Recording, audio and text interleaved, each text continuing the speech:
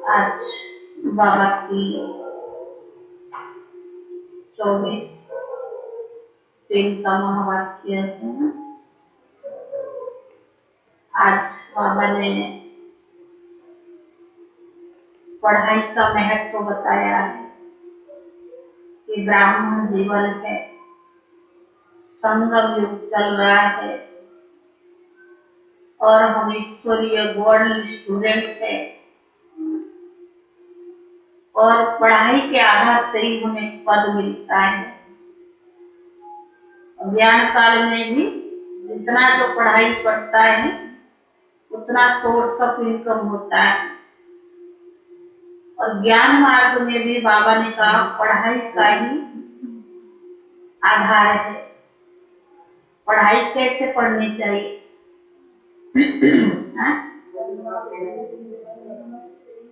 जब रिजल्ट निकलता है या पेपर देने जाते हैं, पहले तो पेपर देना पड़ेगा, तो पेपर देने से पहले क्या करते हैं? रिवाइज होता है। रिवाइज कैसे करते हैं?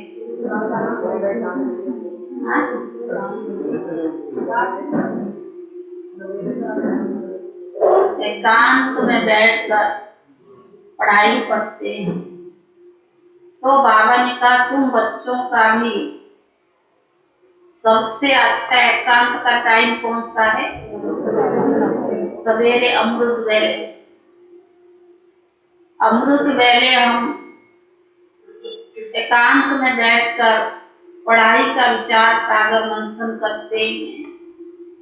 तो बाबा ने कहा उनको धारणा बहुत अच्छी होगी। जिनको पढ़ाई का महत्व पता नहीं है, क्योंकि दुनिया में भी पढ़ाई में सब्जेक्ट होती है, भक्ति में कोई सब्जेक्ट नहीं है, एम ऑब्जेक्ट नहीं है। और ज्ञान मार्ग में बाबा ने 4 सब्जेक्ट है, ज्ञान, योग, धारणा और सेवा। और सेवा करते हैं अगर उसका भी सफलता कभी होती है धारणाएं, और धारणाएं भी हम तभी कर सकते हैं जो पढ़ाई पर हमारा लगन हो। जो अच्छा फर्स्ट क्लास बच्चा होगा, दुनिया में भी जो बच्चे जिस्मानी पढ़ाई पढ़ते हैं, उनको पढ़ने का लक्ष्य अलग होता है। जो अच्छे बच्चे होते हैं वो पढ़ाई को सिर्फ पढ़ के, जैसे कोई उसको करता है और कोई पढ़ाई को धारणा के हिसाब से करता है, कोई रट्टा लगाता है और समय पर भूल भी जाता है। और बाबा जो हमें पढ़ाई पढ़ाते हैं उसको विचार करने का। आज बाबा ने मुरली में क्या कहा, क्यों कहा? हमारे लिए तो बाबा महावाक्य सुनाता, दूसरों के लिए थोड़ा है। हर कोई ये समझे कि आज पढ़ाई में बाबा ने मुझे क्या डायरेक्शन दिया और क्या मुझे धारण करना है। जब पढ़ाई के ऊपर हमारा लगन होगी, वो लगन के आधार से हम पढ़ाई को एक्यूरेट पढ़ सकेंगे और उसके आधार से हमारी धारणाएं भी दिन प्रतिदिन अच्छी होती जाएगी। और उसके आधार से हम सेवा करते तो वो सेवा में सफलता भी जरूरत से ज्यादा प्राप्त होती है। तो आज बाबा ने कहा कि पढ़ाई के ऊपर ध्यान दो, पढ़ाई पढ़कर धारण करके औरों को कराओ। सारे मीठे बच्चे एकांत में बैठ पढ़ाई करो तो धारणा बहुत अच्छी होगी।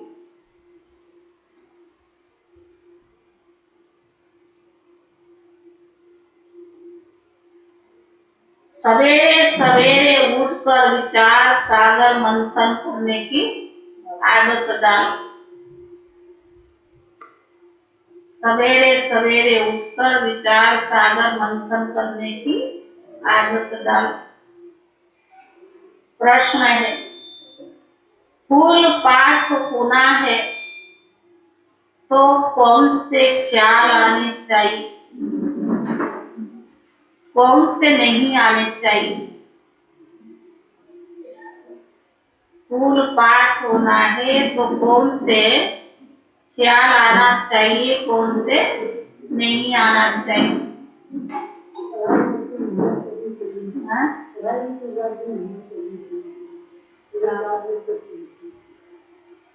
और कौन से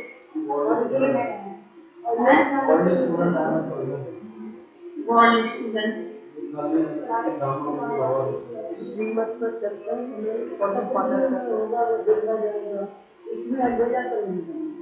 उत्तर है फूल पास होने के लिए सदा यही ख्याल रहे कि हमें रात दिन खूब मेहनत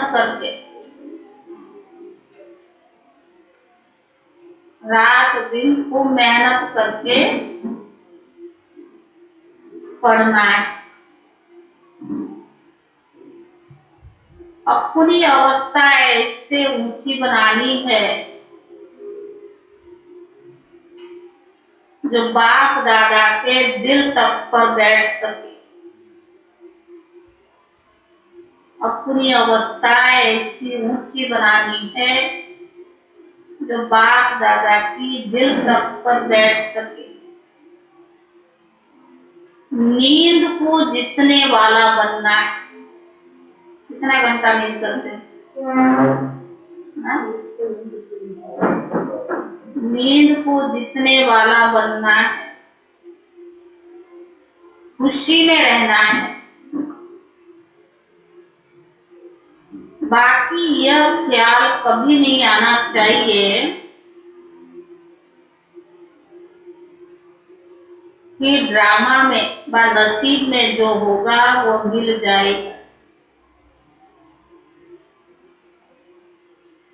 यह ख्याल अलबेला बना देता है। बाकी यह ख्याल कभी नहीं आना चाहिए कि ड्रामा में व नसीब में जो होगा वो मिल जाएगा। ये ख्याल अलबेला बना देता है। गीत है तुम्हें पाके हमने जहां पा लिया। ओम शांति। बच्चों ने गीत का अर्थ समझा। बेहद के बाद से अभी हमको बेहद का वर्षा मिल रहा है। बच्चे बाप से फिर विश्व के स्वराज्य का वर्षा पा रहे हैं। जिस विश्व की बादशाही को तुमसे कोई भी छीन नहीं सकता। भगवान ऐसी बादशाही दे रहा तो कोई मनुष्य छीन नहीं सकता। तुम सारे विश्व के मालिक बनते हो। वहां कोई हदें नहीं रहेगी। एक बार से ही तुम एक ही राजधानी लेते हो, जो एक ही महाराजा महारानी राज्य चलाते हैं। एक बाप फिर एक राजधानी जिसमें कोई पार्टीशन नहीं। एक बाप एक राजधानी जिसमें कोई पार्टीशन नहीं।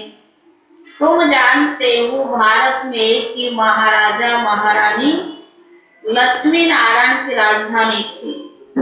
सारे विश्व पर राज्य करते थे। उसको अद्वैत राजधानी कहा जाता है, जो एक ने ही स्थापन की है तुम बच्चों द्वारा। तुम फिर बच्चे ही विश्व की राजाई भोगेंगे। तुम जानते हो हर 5000 वर्ष के बाद हम ये राजाई लेते हैं। फिर आधा कल्प पूरा होने से हम ये राजाई गमाते हैं। फिर बाबा आकर राजाई प्राप्त कराते हैं। यह है हार और जीत का खेल। माया से हार है। फिर श्रीमत से तुम अपने रावण पर विजय पाते हो। तुम्हारे में भी कोई बिल्कुल अन्य निश्चय बुद्धि है, जिनको निश्चय बुद्धि की निशानी क्या है? जिनको सदैव खुशी रहती है कि हम विश्व के मालिक बनते हैं। भले कितने भी क्रिश्चियन पावरफुल है, परंतु विश्व की मालिक विश्व के मालिक बने, ये हो ही नहीं सकता। टुकड़े टुकड़े पर राज्य है। पहले पहले एक भारत ही सारे विश्व का मालिक था। देवी देवताओं के सिवाय दूसरा कोई भी धर्म नहीं था। ऐसा विश्व का मालिक जरूर विश्व का रचयिता ही बनाएगा। देखो बाबा कैसे बैठकर समझाते हैं, तुम भी तो समझा सकते हो। भारतवासी विश्व के मालिक थे जरूर, विश्व के रचयिता से ही वर्षा मिला होगा। फिर जब राजाई गमाते तो दुखी होते हैं, तो बाप को याद करते हैं। भक्ति मार्ग में है ही भगवान को याद करने का मार्ग। कितने प्रकार से भक्ति, दान, पुण्य, जप, तप आदि करते हैं। इस पढ़ाई से जो तुमको राजाई मिलती है वो पूरी होने से फिर तुम भगत बन जाते। लक्ष्मी नारायण को भगवान भगवती कहते हैं, क्योंकि भगवान से राजाई लेना।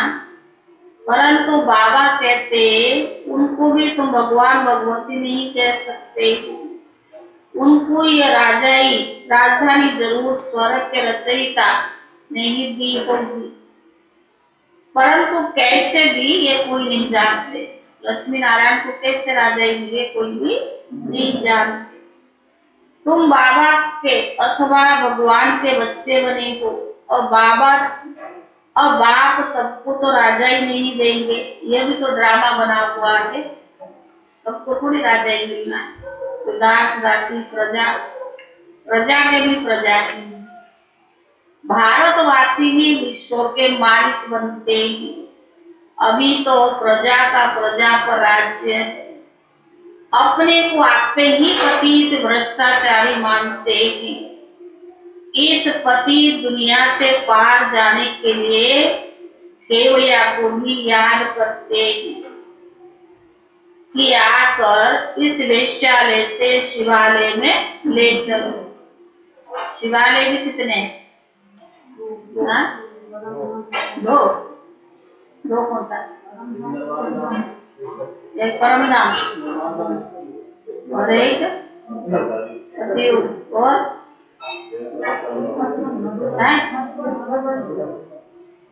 एक मधुबन भी तो शिवालय है। और जहाँ बाबा का घर है, यज्ञ बना हुआ है, वो भी क्या है कि बाबा का स्थापना किया हुआ यज्ञ है, वो भी शिवालय। तो बाबा ने कहा एक है निराकर शिवालय निर्वाण धाम, दूसरा है फिर शिव बाबा जो राजधानी स्थापन करते हैं, उनको भी शिवालय कहते हैं। सारी सृष्टि ही शिवालय बन जाती है। यह तो साकारी शिवालय सतयुग में है, यह है निराकारी शिवालय निर्वाण धाम में है। यह नोट करो। समझाने के लिए बच्चों को पॉइंट्स बहुत अच्छी मिलती है। फिर अच्छी रीति मंथन भी करना चाहिए। जैसे कॉलेज के बच्चे बचपन में सवेरे सवेरे उठकर अध्ययन करते हैं। सवेरे क्यों बैठते हैं? सवेरे सवेरे उठकर अध्ययन क्यों? क्योंकि आत्मा विश्राम पाकर एकदम रिफ्रेश हो जाती है। अमृत वेले का योग का महत्व क्यों है? क्योंकि आत्मा एकदम रिफ्रेश हो जाती है। एकांत में बैठ पढ़ने से धारणा भी अच्छी होती है। सवेरे उठने का शौक बहुत होना चाहिए। कौन उठता सवेरे? और क्या सोए लेते? नहीं, एक तो उठना चाहिए जो हमारा नियम है, एक मजबूरी से।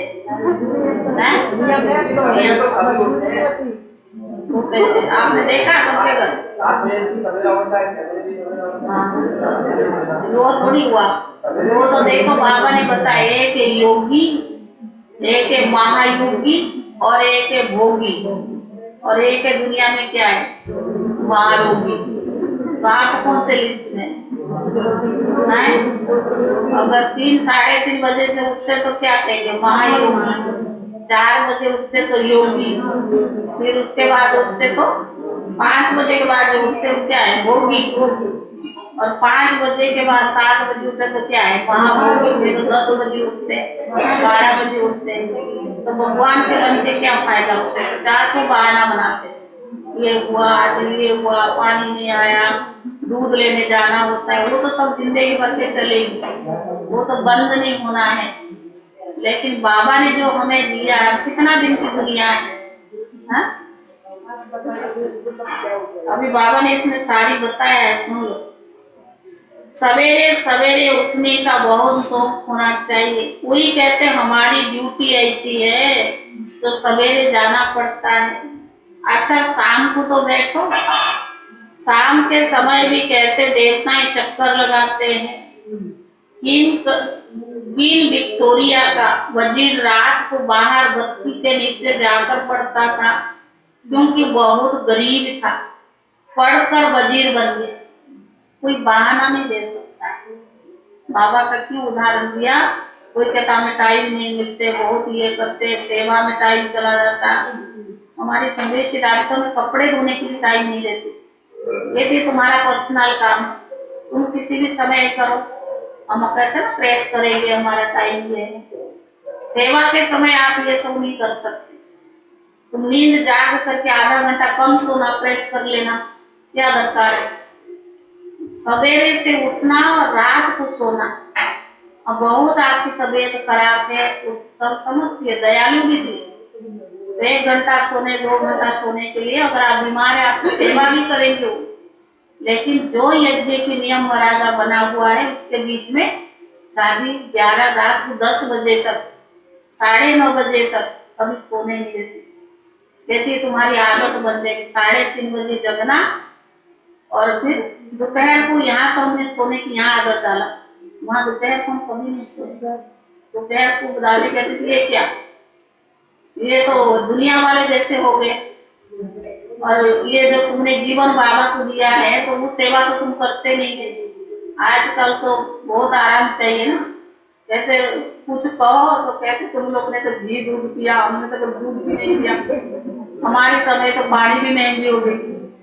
ये सब नहीं, ये सब क्या है? बहाना है। अगर आपकी लगन है बाबा के लिए, भावनाएं बनी है, आपको कभी थकावट भी नहीं होगी। बीमारी आएगी, अगर आपको सेवा के लिए भावना है तो बीमारी भी ठीक हो जाएगी। ये तो सब चलता रहेगा ना, ऐसा तो हम नहीं कहेंगे नहीं चलेगा। तो बाबा ने कहा कि तुमको ये ब्रह्मा नहीं पढ़ाता, ना श्री कृष्ण निराकार ज्ञान सागर बाप पढ़ाते हैं। उनको ही रचना के आदि मध्य अंत का ज्ञान है। सतयुग त्रेता आदि, फिर त्रेता का अंत, द्वापर इत्यादि उनको मध्य कहा जाता है। यह सब बातें बाबा समझाते हैं। ब्रह्मा से विष्णु बन 84 जन्म भोगते हैं, फिर ब्रह्मा बनते हैं। ब्रह्मा ने 84 जन्म लिए, व लक्ष्मी नारायण ने 84 जन्म लिए। बात तो एक ही हो जाती है ना। इस समय तुम ब्राह्मण वंशावली हो, फिर तुम विष्णु वंशावली बनेंगे, फिर गिरते गिरते तुम शूद्र वंशावली बनेंगे। यह सब बात बाबा ही तो बैठकर समझाते। तुम जानते हो हम आए हैं बेहद के बाद से श्रीमत पर चलकर विश्व के महाराजे महारानी बनने के लिए। प्रजा भी विश्व की मालिक थे।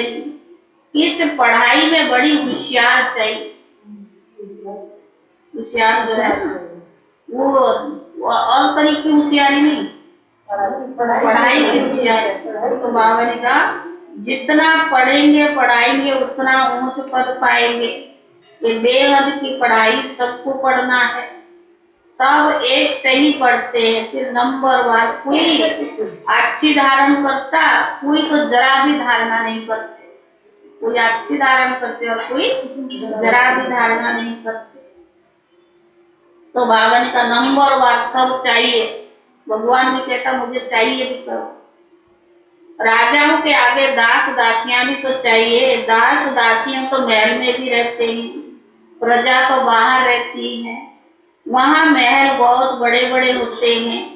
जमीन बहुत है, मनुष्य थोड़े हैं, अनाज भी बहुत होता है, सब कामनाएं पूर्ण हो जाती है। पैसे के लिए वहां कभी दुखी नहीं होते। सतयुग में आवश्यकता नहीं, बहुत जरूरत से ज्यादा मिलता है ना। पैराडाइज माना कितना ऊंचा है। एक की मत पर चलने से तुम विश्व के मालिक बन जाते हो। वहां कहेंगे सतयुगी सूर्यवंशी लक्ष्मी नारायण का राज्य, फिर बच्चे गद्दी पर बैठेंगे, उनकी माला बनती है। 8 पास भी अनर्थ होते हैं, 9 रत्न की अंगूठी भी पहनते हैं। बीच में बाबा बाकी 9 रत्न की अंगूठी बहुत पहनते हैं। ये देवताओं की निशानी समझते हैं, और तो समझते नहीं कि बराबर 9 रत्न कौन थे। माला भी 9 रत्न की तो बनती है ना। क्रिश्चियन लोग बाहर में माला डालते थे, 8 रत्न, फिर ऊपर फूल होता है। यह है मुक्ति वालों की माला। बाकी जीवन मुक्ति अर्थात प्रवृत्ति वालों की भी माला में फूल के साथ युगल दाना भी जरूर होगा। अर्थ भी समझना है। शायद वो फूक को भी नंबर वाली माला बनाते हो। इस माला का तो उन्हों का भी मालूम नहीं है। वास्तव में माला तो यह है जो सभी फेरते हैं। वास्तव में माला तो यह है जो सभी फेरते हैं। श्री बाबा और तुम बच्चे जो मेहनत करते हो, अब अगर तुम किसको भी बैठ समझाओ तो माला किसकी बनी हुई है तो झट समझ जाएंगे।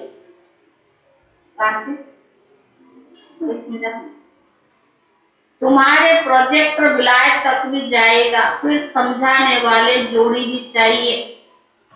समझेंगे वह ये प्रवृत्ति मार्गवान।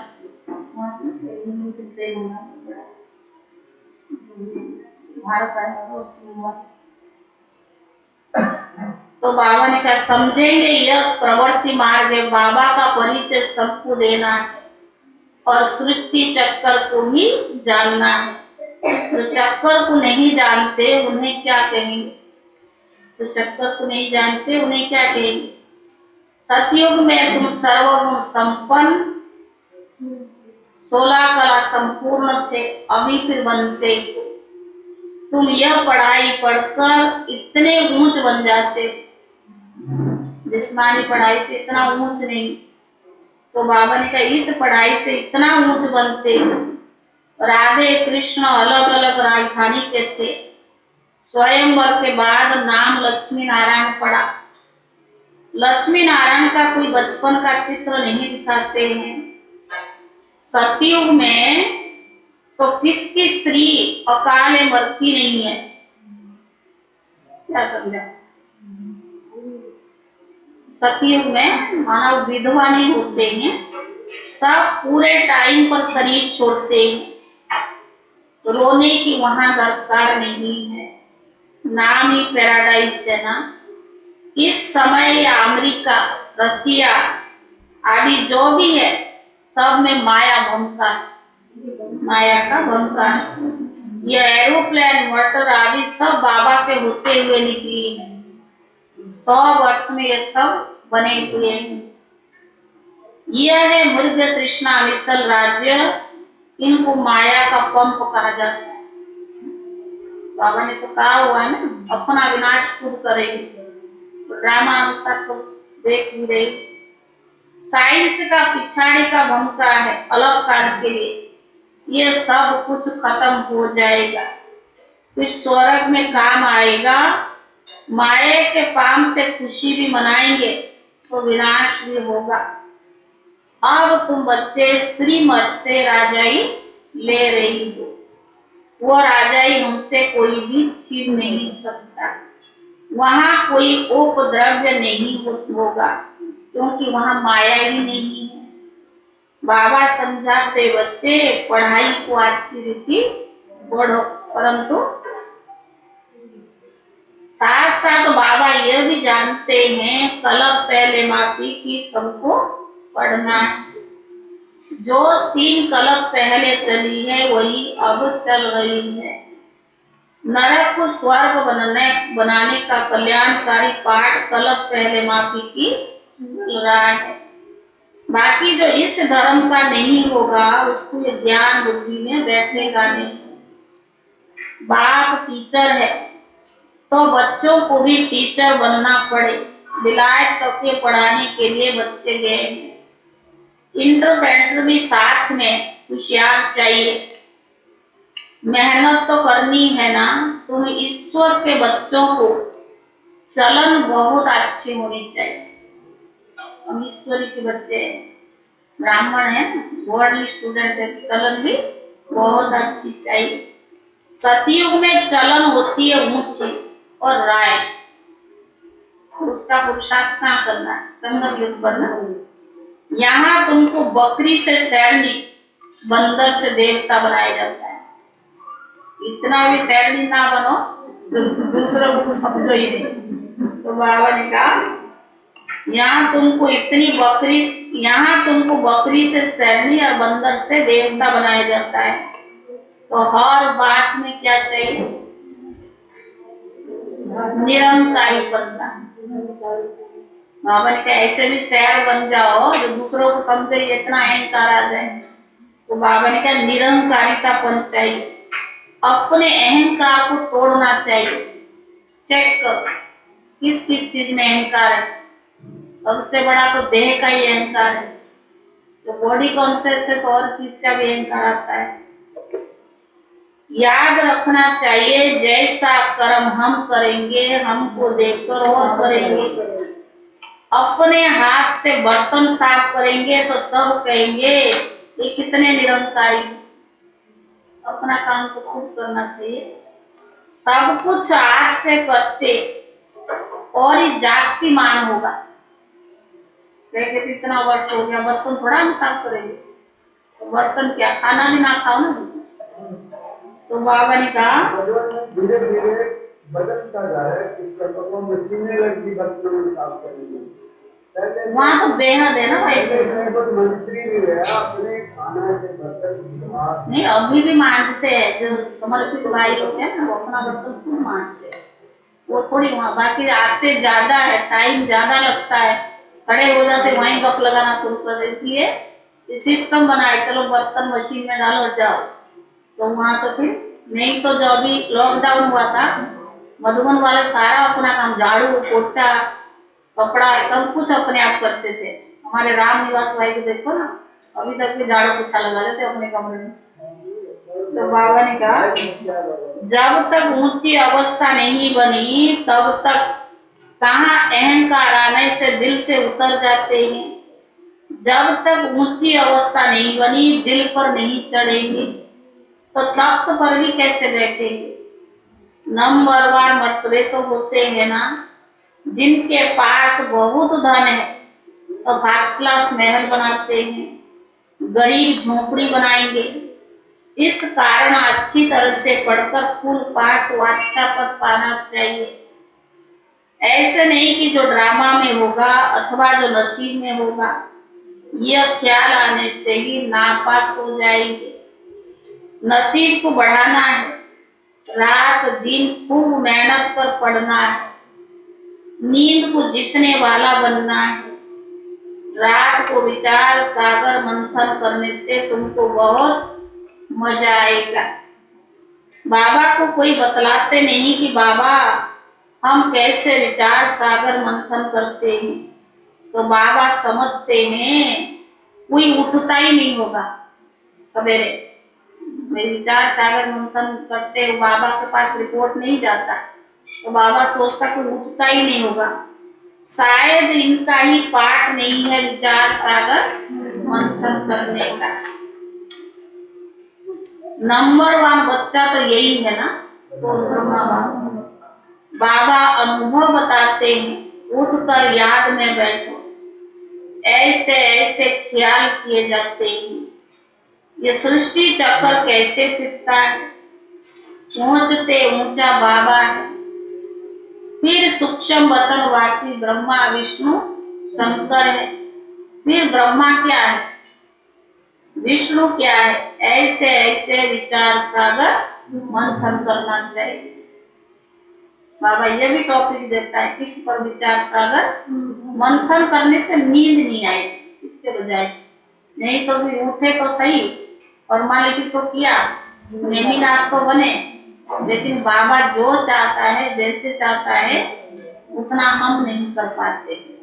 बाबा इसलिए कहते विचार सागर मंथन करो ताकि बाबा के साथ हमारा रूढ़ वाहन चलता रहे। अच्छा मीठे मीठे सिखी ले दे बच्चों प्रति माता पिता बाप दादा का याद प्यार और गुड मॉर्निंग। रूहानी बाप की रूहानी बच्चों को नमस्ते। रूहानी बच्चों की तरफ से रूहानी बाप दादा को याद प्यार और नमस्ते नमस्ते। धारणा के लिए मुख्य सार, जो कर्म हम करेंगे हमको देख और करेंगे, इसीलिए हर कर्म पर ध्यान देना है। जो कर्म हम करेंगे हमको देख और करेंगे, इसीलिए हर कर्म पर ध्यान देना है। बहुत बहुत निर्माण चित्त निरंकारी बनना है। बहुत बहुत निर्माणचित निरंकारी बनना है। अहंकार को तोड़ देना है।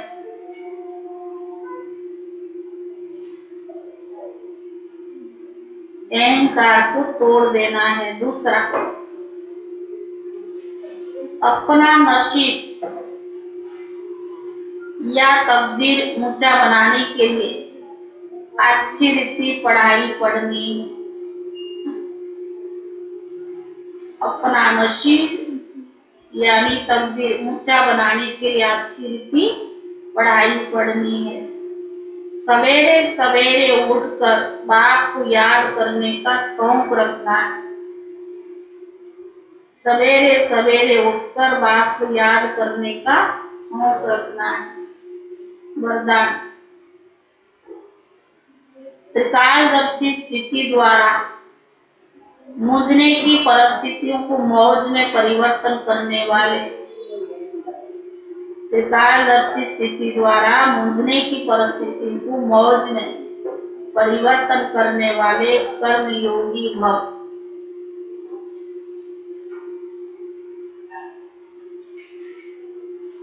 जो बच्चे त्रिकालदर्शी हैं वे कभी किसी बात में मूझ नहीं सकते। जो बच्चे त्रिकालदर्शी है वे कभी किसी बात में मूझ नहीं सकते, क्योंकि उनके सामने तीनों काल क्लियर है। उनके सामने तीनों काल क्लियर है। जब मंजिल और रास्ता क्लियर होता है कोई मूझता नहीं। जब मंजिल और रास्ता क्लियर होता है तो कोई मूझता नहीं। त्रिकालदर्शी आत्माएं कभी कोई बात में सिवाय मौज के और कोई अनुभव नहीं करती है। त्रिकालदर्शी आत्माएं कभी कोई बात में सिवाय मौज के और कोई अनुभव नहीं करती है। चाहे परिस्थिति मुझाने की हो, लेकिन ब्राह्मण आत्मा उससे भी मौज में बदल देगी है। परिस्थिति मुझाने की हो, लेकिन ब्राह्मण आत्माएं उससे भी मौज में बदल देगी, क्योंकि अनगिनत बार वो पाठ बजाया है।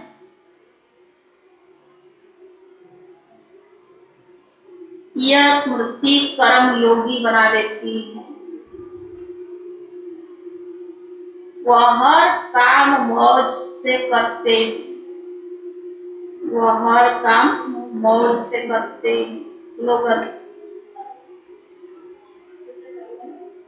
स्लोगन है, सर्व का सम्मान प्राप्त करना है तो हर एक को सम्मान दो। स्लोगन है, सर्व का सम्मान प्राप्त करना है तो हर एक को सम्मान दो। ओम शांति।